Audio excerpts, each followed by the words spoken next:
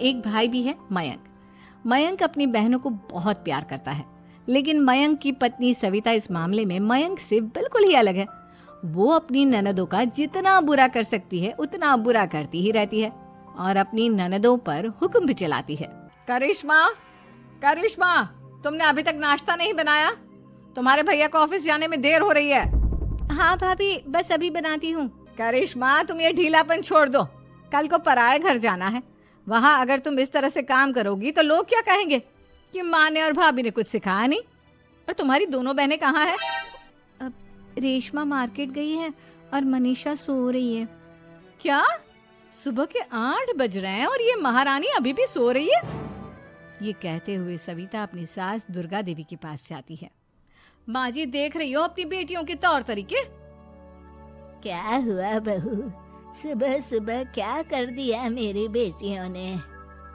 अरे एक तो अभी अभी उठकर किचन में गई है, दूसरी सुबह सुबह बाहर चली गई और तीसरी अभी तक सो रही है। क्या करूं मैं इन तीनों का, मैं तो परेशान हो गई हूँ। जा जाकर उठा उसे और रेशमा से मैं बात करती हूँ।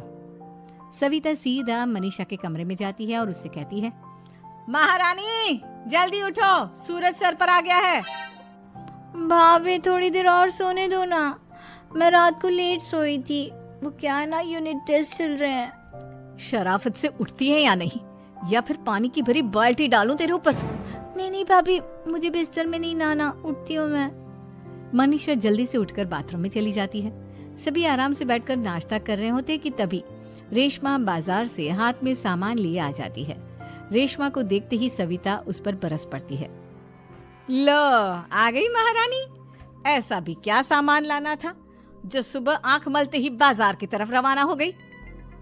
भाभी, कल आप ही तो चीख रही थी कि घर का सारा सामान मुझे ही लाना पड़ता है, घर में किसी को भी किसी काम से कोई लेना देना नहीं है। अब मैं बाजार जाकर सामान ले आई तो आपको इस बात से भी तकलीफ हो रही है? देख रही हो माँ जी, अपनी बेटी की जुबान कैंची से भी तेज चलती है। और मयंक, आप तो कुछ कहेंगे नहीं अपनी लाडली बहन को। रेशमा, अपनी भाभी से ऐसे बात नहीं करते। चलो माफी मांगो। भैया, मैं क्यों माफी मांगू?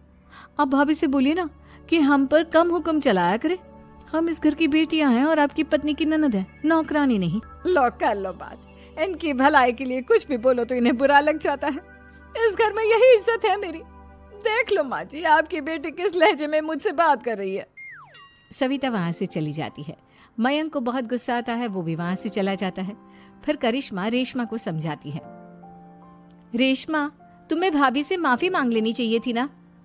लेकिन दीदी, मैंने कुछ किया